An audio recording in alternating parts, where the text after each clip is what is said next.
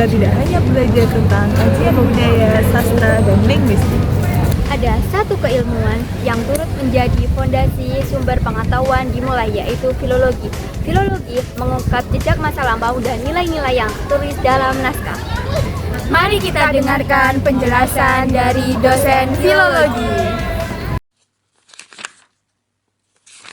Naskah itu kan tergantung penggunaannya gitu ya, dan istilahnya itu isinya apa, terus dia pembacanya siapa, penulisnya siapa, dan sebagainya. Itu nanti akan mempengaruhi isi di dalam naskah itu.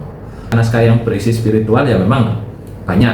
Misalnya naskah-naskah itu isinya tentang kumpulan doa seperti naskah 1000 doa itu, atau mungkin juga kumpulan wirid, zikir-zikir, terus doa-doa, kidung, dan sebagainya. Jadi makanya biasanya kalau dalam naskah-naskah seperti itu biasanya diklasifikasikan sebagai naskah keagamaan yang menyebut mungkin mistisisme dan sebagainya. Tapi biasa katalog ada klasifikasi tersendiri untuk naskah-naskah seperti itu. Cirinya biasanya itu kan dia berupa semacam kayak kompendium gitu ya, semacam atau primbon kalau istilah populernya itu kan primbon. Istilahnya itu dia tidak berisi satu teks tunggal.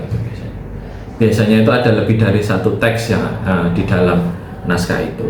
Karena itu makanya disebut naskah 1000 doa. Kalau yang simbol-simbol begitu sebenarnya memang ada gitu ya, yang sifatnya tradisional gitu ya, yang kaitannya dengan doa-doa yang mungkin untuk keselamatan, untuk misalnya untuk melindungi rumahnya dari pengaruh jahat atau istilahnya pencuri atau apa gitu kan. Biasanya ada raja-rajanya itu mungkin dalam bentuk huruf Arab gitu ya, seperti dibentuk seperti kaligrafi dan sebagainya. Itu selain membaca doa, nanti juga rajanya itu ditempatkan di tempat-tempat tertentu yang dimaksud gitu, misalnya di atas pintu. Karena kan manusia ini kan gampang lupa gitu ya, makanya dicatat. Istilahnya kan ada sebuah media atau sebuah alat gitu yang digunakan untuk ya merekam ilmu pengetahuan itu. Ya, salah satunya bentuknya adalah naskah itu, karena naskah kaitannya dengan budaya tulis. Kenapa kok kita mempelajari naskah? Ya karena kadang-kadang mungkin suatu ilmu pengetahuan itu untuk hari ini sudah dilupakan. Dan ajaran tentang ajaran-ajaran spiritual dan sebagainya itu mungkin untuk hari ini tuh orang sudah lupa, sudah tidak digunakan lagi, atau karena memang orientasinya berbeda, ada cara pandangnya juga berbeda, dan ya banyak yang mengalami pergeseran.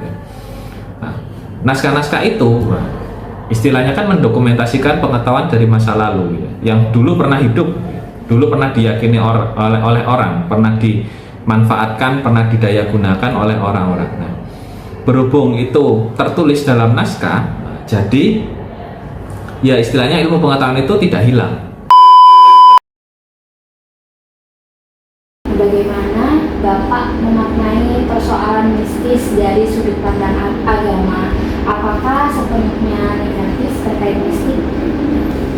Saya sampaikan tidak.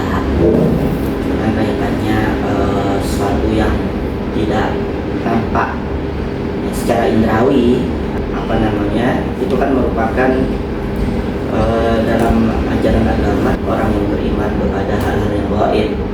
Maksud dalam hal ini adalah hal-hal yang mistis.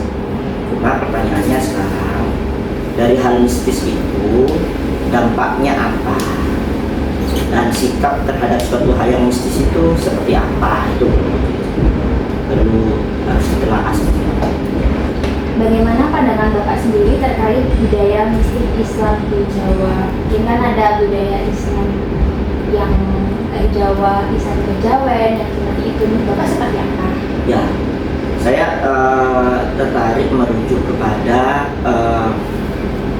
klasifikasi oleh seorang ilmuwan antropologi Amerika, bukunya Religion of Java, terbit 1960 ya, Clifford Geertz itu membagi Muslim Jawa itu menjadi 3. Ada yang santri, abangan, sama priayi kan ya. Menurut Bapak, bagaimana Bapak bisa melihat peran dari naskah filologi yang berjenis teks-teks keagamaan dalam bentuk spiritual masyarakat lokal Jawa, khususnya yang tadi kan ada klasifikasi Jawa yang Muslim tapi ada Jawa Protestan, itu seperti apa? Ya, kita maknai bahwa naskah-naskah keagamaan, baik doa, wirid, atau mantra-mantra itu tidak hanya bermakna spiritual, religius ya, tapi juga di situ mengandung makna perihal identitas budaya. Di mana bacaan-bacaan doa yang itu menggunakan mungkin bahasa-bahasa lokal, bahasa Jawa khususnya, untuk menunjukkan identitas budaya, sekaligus juga banyak digunakan upacara-upacara seremonial ya, dan juga pendidikan sosial dan sarana dakwah. Jadi ada di mana doa-doa atau mantra-mantra yang dibaca secara jahar keras ya, digunakan untuk bagaimana sarana dakwah dan mengedukasi masyarakat waktu itu untuk mengajak kepada arah yang spiritual. Ada yang mantra-mantra doa yang memang sangat eksklusif ya, itu bacaan-bacaan doa ya khusus pada komunitas tertentu atau mungkin orang-orang tertentu yang diamalkan ya dalam rangka hajat-hajat tertentu. Pak, berarti mantra kalau dalam Islam itu bukan negatif ya Pak? Kan kita tahu kalau mantra itu identik sama mungkin pemujaan, kalau di agama itu kan beda lagi. Apa isi mantranya? Ya kan? Apakah yang asumsi-asumsi yang Anda pikirkan ini kaitannya menyembah dewa? Jangan-jangan tidak gitu. Justru malah mantra-mantra itu digunakan untuk sebenarnya kata lain dari zikir gitu loh. Okay. Jangan langsung berasumsi hal yang negatif. Nah, untuk biar tidak terjebak nih antara dikotomi ajaran murni dengan ajaran lokal, bagaimana kita harus memperhatikan kajian-kajian naskah Islam agar kita bisa membedakan yang mana ajaran murni dan yang mana ajaran lokal, atau sebenarnya dua-duanya itu tidak bisa dipisahkan. Relasi agama dan budaya, ini bicara itu Mas Adi ya, itu laksana dua sisi mata uang ya kan. Dua-duanya memang berada pada sisi yang berbeda, tapi masing-masing saling terintegrasi, saling ya, satu dengan yang lainnya. Teman-teman semuanya, kita harus bicara ya, budaya dan agama itu kan ada istilahnya akulturasi ya, ada yang asimilasi, ada yang eliminasi.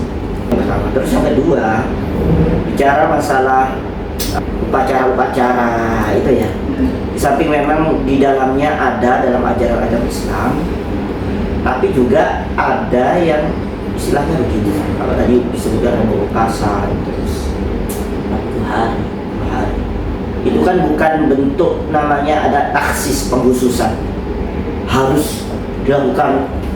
Kita percaya pembukasan adalah hari naas, bala, berarti melakukan puasa harus wajib. Tidak. Nah, adanya tradisi keagamaan yang di situ berbau budaya dalam momen tertentu itu namanya takyin, ada mau nyari momen saja. Jadi sekali lagi tradisi keagamaan yang menggunakan waktu-waktu tertentu itu dalam rangka yang mencari momentum saja, bukan satu kekhususan ya. Nah, itu dalam perspektif agama ya, jadi tidak salah. Mungkin kita bisa kehilangan bentuk, tapi tidak berarti kehilangan makna. Melalui naskah-naskah seribu doa, kita belajar bahwa budaya bukanlah warisan mati, melainkan ruang hidup nilai-nilai luhur. Membaca naskah adalah membaca cara kita bertahan sebagai penerus zaman. Belajar pernaskahan bukan sekadar menggali masa lalu, melainkan upaya menjaga masa depan budaya ke depan. Mari kita hidupkan kembali warisan dalam naskah, karena bisa jadi dan sangat mungkin dalam satu doa ada 1000 cara menjaga kekayaan budaya.